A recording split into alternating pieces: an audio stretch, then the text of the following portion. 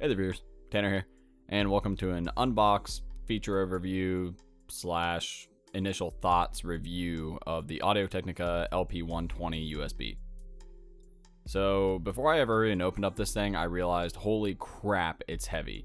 And then I also realized that they used a lot of packaging, so I assumed that that's what most of the weight was from. Found out later I was wrong. On top here, we just have the slip mat. And then right below that, we have the dust cover. The dust cover is actually pretty swanky. I like it a lot, except there was one thing that I found on it that kind of bothered me, and you can see the E in Technica is kind of fucked. I'm really weird about stuff like that, so it's no surprise that I'm bothered by it. But most people probably shouldn't be. They give you a lot of adapters, like female to female and female to 3.5.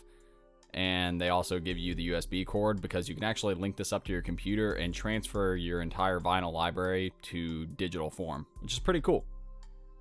Here we just have the basic bitch power cord. And here's the good stuff. Getting out the big guy and realizing, holy crap, the record player is pretty much all of the weight in this box. It's just insane.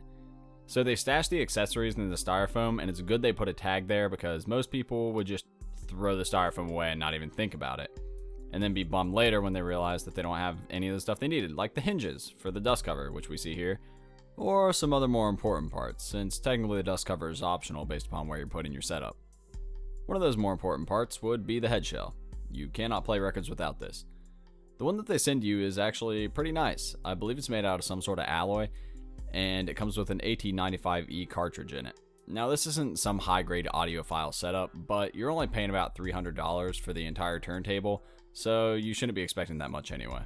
Now, that's not to downplay the quality here. Just picking up the counterweight, I can feel the quality, and if you take a look at it, you can see that it's some sort of milled steel or maybe heavy aluminum, and you can just feel the quality. There's rubber grips.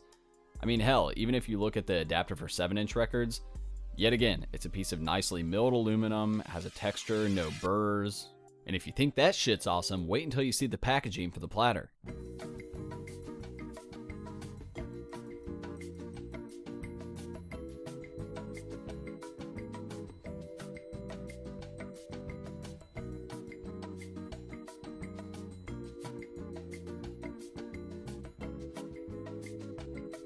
All jokes aside though, I think they may have spent as much on the packaging as they did on the entire record player. But just take a look at this Platter. That texture is really cool on the side, and it actually has a purpose, which we'll take a look at in a minute. And at long last, I got the behemoth out of his cage. It comes with a single permanently attached stereo out, but the cables are super short, so if you're going more than like 2 or 3 feet, you're going to need to get extensions. Here is the slip mat. As nice as it is, and as much as I like it, I think I'm going to upgrade to rubber or something different because this is simply too staticky and gets lint all over my records. So from what I can gather after the unbox, this is a quality built product, but the real question is whether or not the features are quality as well. I had one specific feature that I knew I needed, and that was a built-in preamp.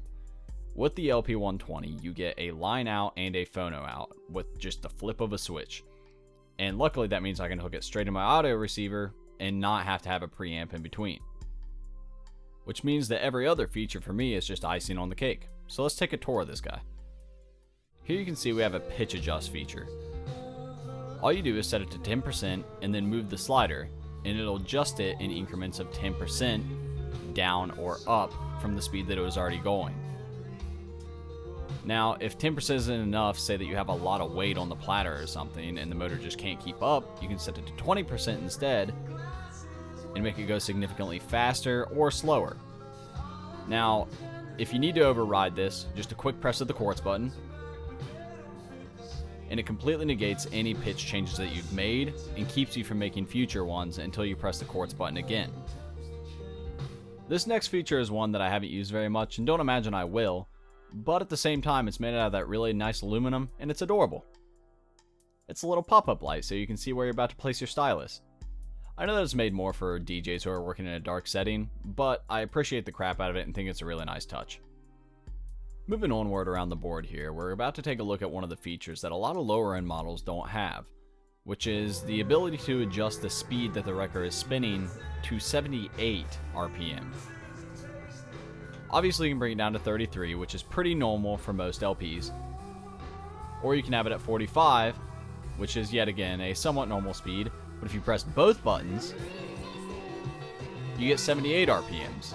And if you don't have any 78 RPM records, you can just make your normal ones into Chipmunk records. But I'd rather not. Alright, so you remember how earlier I said that the dots on the side of the Platter actually had a purpose? Well, you see that little chart there? That tells us what those dots do. You can see at 60 Hertz, the small dot in the middle is going to be for 33 RPMs. So we're going to be paying attention to that in a second here. Right now it looks like the dots are sitting still.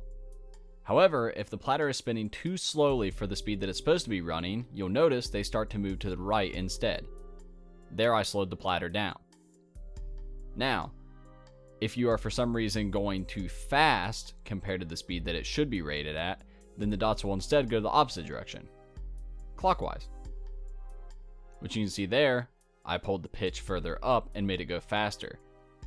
I think this is super freaking cool, and it gives you a good indicator of whether or not you're running at the speed you're supposed to, and whether or not you need to make a change based off of the weight that is currently on your Platter. It's freaking awesome. Here's a quick shot of the Spindle. Not much to see here other than the fact that it's super meaty. And here's one of the last features, a reverse function. Hearing satanic prayers in your music has never been easier. And finally, on to the final stop on our turntable tour. The Tonearm and its respective adjustments. You can see we have anti-skate, we have a lock for the height adjustment, and just a height adjustment in general. We have a lift gate that allows you to lift and lower the Tonearm without ever touching the Headshell. We have a lock for the Tonearm. You have everything you'd expect, and then some. And to add to it all, it's done elegantly and just with really nice materials in general.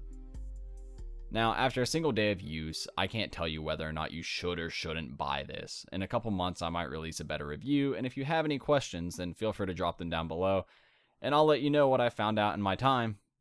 But for now, I'll just let it speak for itself.